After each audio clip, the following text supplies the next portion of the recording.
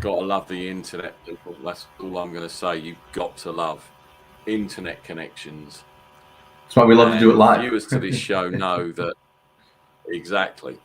People who watch this show know my internet has been sketchy, and I've bought extenders, I've bought all this other stuff to make it better, but obviously it's still crap.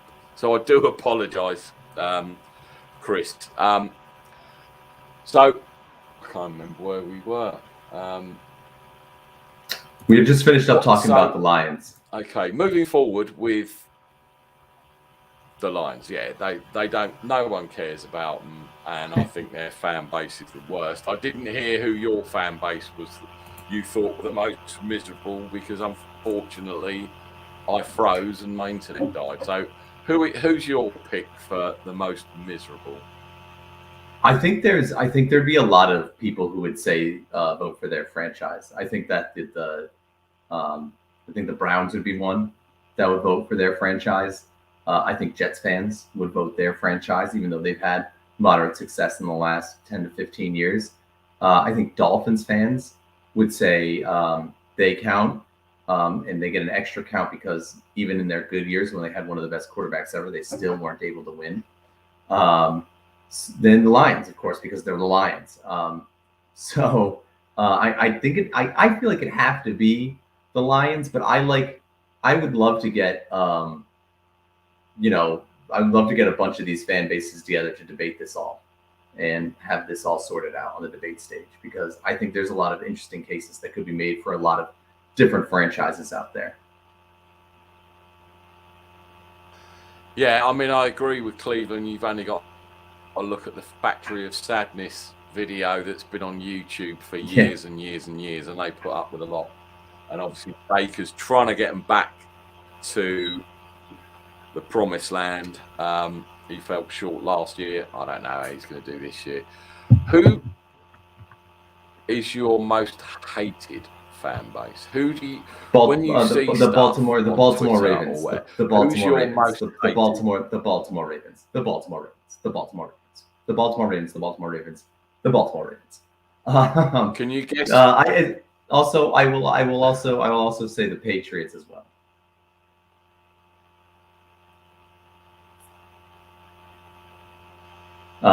Go ahead. What were you going to ask? But they're just smug, and it's not going their way now, which is hilarious. I would say equally hated for me, and it's going to be two obvious ones, is the Cowboys and the Seahawks. I can't stand the team. I can't stand the fat. I just can't. I can't.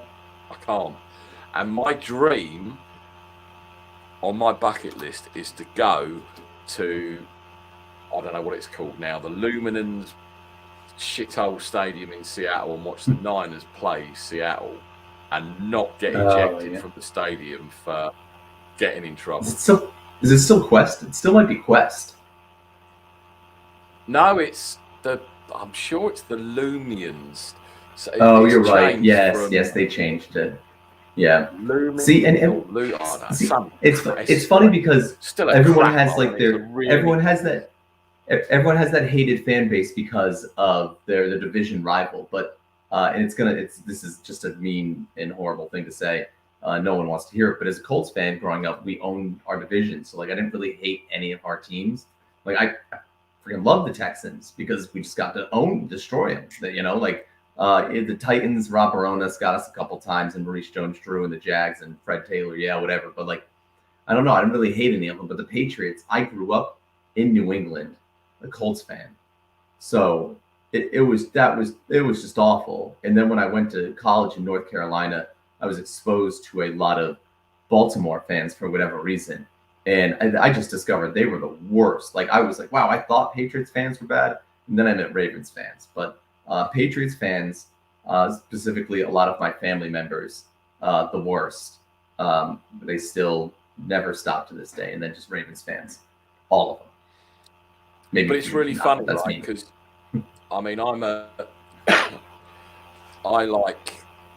big fan of New England, as in the place, and I love Boston. Boston by far is my favorite US city, followed closely by probably New York I haven't been to San Francisco. I was supposed to go last year, and then COVID screwed that up. And then I decided to get back into DJing. So the money I'd saved, I then spent on DJing equipment, new laptop. Didn't improve my shitty internet, but that's another story. But yeah, I love Boston. I love the area, but their sports teams over the years have been dreadful, and the only shining light has been the Patriots, because the Red Sox have sucked, the Celtics have been awful, and Boston sports is the best. And I'm thinking, no, hang on a minute, mate. Well, so the Red Sox have been good and bad, right? Like the Red Sox go helter-skelter. It's like last year, I believe they were really good, and this year they were decent. But the year before they sucked. Then the year before that, they won the World Series. The year before that, they sucked. The year before that, they won another World Series. The year before that, they sucked. So like they've gone back and forth. The Celtics have that one championship in 2008 that they've been clinging on to for all of time now and love to remind everybody about. And then it's been the Patriots, and then the Bruins actually have had a Stanley Cup or two mixed in, maybe in the early 2010s era. Of course, Boston Bruins, of course. Yes, that's where they like to get you too. But yeah, the Patriots have been it for the most part. And what's funny is that no one likes to remember how miserable of a team the Patriots used to be. Like they used to suck. They used to be awful forever. They got to the one Super Bowl versus Green Bay. And they kind of went back down mediocre for a year or two, and then came back with Brady and everything and Bledsoe. But before like Bledsoe and everything, they sucked. Yeah, and no one likes to remember that. Yeah, exactly right. I mean, I wasn't even alive, and I remember it. I tell a story from, and I don't know how many years ago it is. I used to work for an international airline, and I used to get to travel to the States to work. And I always used to like going to Boston, because the airport's nice, the people there were fantastic. All of the staff that I work with, I still speak to now, and I'm going back. What part of Boston where were these people in Boston? I grew up there. I've been there so many times. I've never met these Bostonians before. Well, a lot of them, to be honest. Maybe it's because like the accent, like, and they hear. Maybe they can just recognize people. It's like this guy. Well, everyone kept. I grew up in Rhode Island, so people from Massachusetts we used to call massholes. I can understand that. I mean, people used to think I was Australian a lot, and I was 25, 30, and I was still getting ID'd in bars, which was hilarious down Broadstone. I love that. Every bar I went in, can we see some ID, sir? And of course. You can. Great. There you go. You Australian? No, I'm not Australian. I'm British. I'm working over here. I'm staying here for 6 months. I used to stay at the Park Plaza Hotel, if you know that, in the Back Bay. Yeah. Oh yeah. Yeah. So exactly. Yeah. Oh yeah. It's a great linen to walk around and everything. It's a good little spot to get to everything. But it's funny you mentioned. So I studied abroad in Australia. One of my favorite Super Bowls ever to watch, like not Colts related, was 49ers Ravens. And I was into the 49ers. The 49ers have kind of been a team like I always would flirt with, like a team I'd play with in Madden growing up for, I don't know why. I just liked them. I always loved Frank Gore and Patrick Willis. Like I just love those two guys. But so I was in Australia and I was 20, but because the drinking age there is 18, I was able to drink. And it was just the greatest Super Bowl experience because it started at 10 a.m. and I just sat down with a pitcher and watched that Super Bowl in its entirety. And it was awesome. Such a fun Super Bowl. And I was so mad and so upset with the outcome. I can only imagine you were more, but that's one of my favorite Super Bowl experiences. And I thought you'd appreciate that because it was your Niners in there.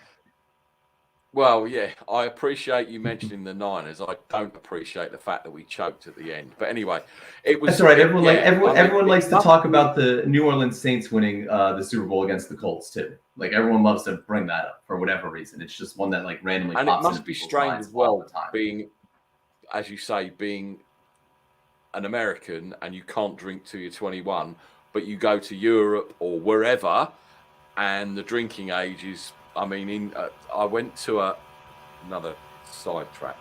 I went to an Oktoberfest in Germany, in Stuttgart, and we were in this company that I now work for. We were invited to go over by this massive German company to look at how they make the tools and this, that, and the other.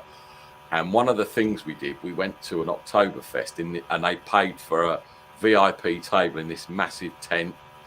And I don't know if do you know what Oktoberfest is? Have you heard of it? Yep, definitely. So, and the I don't know if they were college or school kids that just got their exam results, and they're like 15 and 16, and they were allowed to drink 2 beers, and I'm talking like the big steins, so not your like, I don't know what you pint and pint, and that just really amazed me and it was very civil.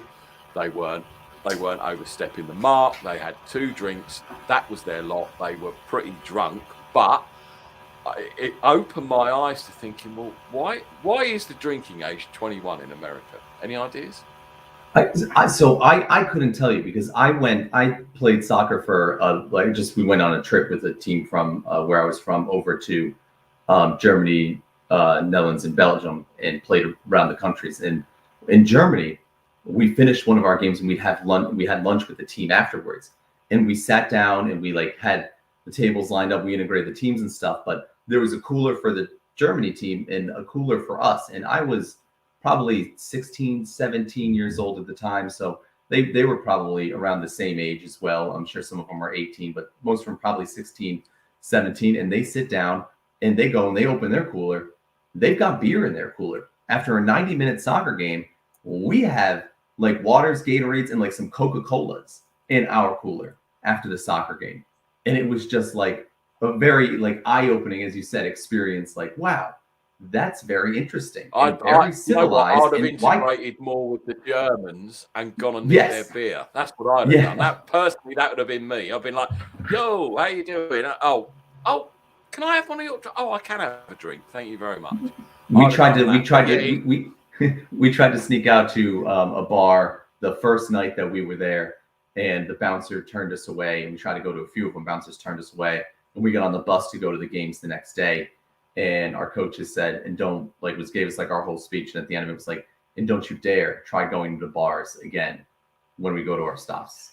And they told all the bouncers. Somebody went and told all of the bars and everything. It was we were we were too naive. But yeah, I do. I love Boston. And I went, going back to that story, when the Boston Celtics were bad, and I was over there, the Chicago Bulls, the Last Dance Chicago Bulls were in town. So I'd done my work, and it got to about, I don't know, 6 o'clock, something like that. And someone said, Pippen, Jordan, all of that lot are going to be at the Prudential Center, or wherever. I think it was the Prudential. No, Prudential Center's a shopping. Wherever they used to play anyway, the basketball. Let's go and see if we can get some tickets. And I'm like, there's no way. And this was my first experience of seeing a team that wasn't very good and you being able to get tickets. Because normally everything's sold out and you just can't get one. So we headed down to the Irish bit where all the bars are on Broad and stuff. And we walked in and, we're just talking, and anyone got me and this guy said, look, I've got 4 tickets. They're sort of halfway up the bleachers, whatever you call them. Do you want them? I mean, well, why aren't you going to see the greatest team that's ever played basketball? I'm not worried about the Bulls. I'm worried about I won't go because the Celtics suck, and they've sucked for years. And we're like, well, how much do you want? And he said, well, I'm not going. They were $50 or whatever it was. And we paid $10 each for 4 tickets. That's so... to me, but while you're there, make sure you go and see the guy who's just around the block, and he'll give you the bags to put on your head with Boston sucks. So I bought a Boston Sox. I never put it on, but I always I bought this bag, and I couldn't. And the Bulls absolutely murdered them. So it's a weird. There's this weird, like, maybe I shouldn't say it's an Americanized mentality about sports fandom, but it does feel like for us and our passion and fan base, we're more inclined to not go watch a great player out of spite because we don't like them and hold that ground, right? And it's not right. Like it's really weird. It's a very uncomfortable feeling that I think a lot of sports fans here kind of have. And I used to be the same way as a kid. And I think with like LeBron James, like just used to because when he came in the league, I was 12 years old, I think, 11 years old. And I was like, oh, I hate LeBron. I hate LeBron. Eventually I got to an age and I was like, this dude is awesome. You need to go check him out at any opportunity you can, because my mentality before was, why would I go watch LeBron play? Why would I want, and with especially when you have a fan base that is passionately against another fan base, or in that case, that Celtics team was kind of, their reign came to an end basically because of those bad boy Pistons and that Chicago Bulls team. So they didn't really like Michael Jordan that much. Larry Bird was forever their GOAT, they didn't like Michael Jordan, so they wouldn't go watch him play. But it's a crazy instinct that I realized that maybe it is just even a younger thing as well. And I shouldn't say it's an Americanized thing, but I feel like I still know a lot of people that hold that really anger and like actual hatred mentality about, instead of appreciating just how great somebody is in the game to play basketball. And don't get me wrong, it was amazing just to be able to be there and see such a team. It was, and I haven't watched basketball. Obviously we get the NBA over here, but again, with a lot of American sport, it's on so late, and I don't affiliate with any team, so I don't get up and watch it. Same, I went to Fenway Park just to say I went to Fenway, because it's probably, apart from the Yankees or the White Sox or a few, it's an iconic venue to go and watch sport. I didn't get baseball at all. I thought it was a waste of about 4.5 hours, if I'm honest. I just didn't understand it, and I just enjoyed being there and being in that iconic venue. And we left there and we went to a bar just round the corner called, it was someone's bar and grill, and it was like a rap club, and I love rap music, and we were the only white people in there, and it was hilarious because it was like the old Western. You open the door and the music, but once they knew we were British and it was all cool. But it only confused everyone more. Place. Oh, what was it called? It was someone's bar and grill, and it was literally a stone throw from Fenway, but it was hilarious. I had such a good night in there. Oh, that is awesome, man. Well, Alfred, I really appreciate you having me on here today. This was a lot of fun. That's awesome. I know you got to go. Final thoughts. What do you think? What's your final record going to be for the Colts, do you think? Oh God! Early on in the year I was optimistic. No, I'm gonna cap it. I'm gonna put it at 9-8 right now. I'm gonna sit at 9-8. I think it's gonna be a long season. But the problems you've got and have had, that might be a good. I know it's not playoffs. You don't know, but that's not a bad season, man. Well, what's been going on. I think we have fixable problems too. So if we can get things figured out and Carson can get healthy and the defense and everyone else can stay healthy, then things can happen. But until then, I'm gonna place my safe bet, kind of curb my own enthusiasm a little bit and go with 9-8. Well, I still think the Niners are going to make the playoffs with Jimmy or with Trey, whoever, who knows? I don't know. Sorry about the interruption, guys. Sorry, Chris. Obviously, my internet, I got the hammer out and I smashed up the router and it worked and we got through it. Anytime you want to come on, either Wednesday, or I know obviously you work Saturday, so it's a bit difficult, but any Wednesday you want to come on, same time for an hour, you're always welcome. We'll talk soccer, boxing, NFL, Awesome. Appreciate it. Yeah. Thank you. And again, don't forget download the Bleacher app, BLEACHR, Too Close to Call with Chris Crawford. 1 hour, basically an hour from now, this Friday. So that we figured out the time zone thing, right? We made it work. So 1 hour. Be, well, 20 to 9 here 50, in the UK. Yeah, 50 minutes. 50 minutes from now. 50 minutes from now on Friday and Monday, and then live during the witching hour of the first slate of NFL games this weekend. And I'll actually be doing that live from the Miami Dolphins and Colts game. So if the Colts are losing and you want to tune in and jump on if I can.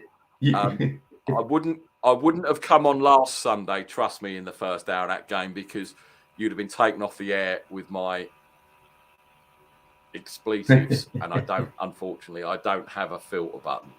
Oh, I'm worried what's in store. Chris, I really appreciate your time, man. And as I say, anytime you want to come on, send me a DM. We'll get you on. The other two guests I had lined up, unfortunately, work didn't allow it. But yeah, it's been great talking to you, Chris. Really appreciate it. And we'll definitely catch up again soon. I really appreciate it, Chris. Thanks very much. Take care, sir. Awesome. Thank you so much. Appreciate it.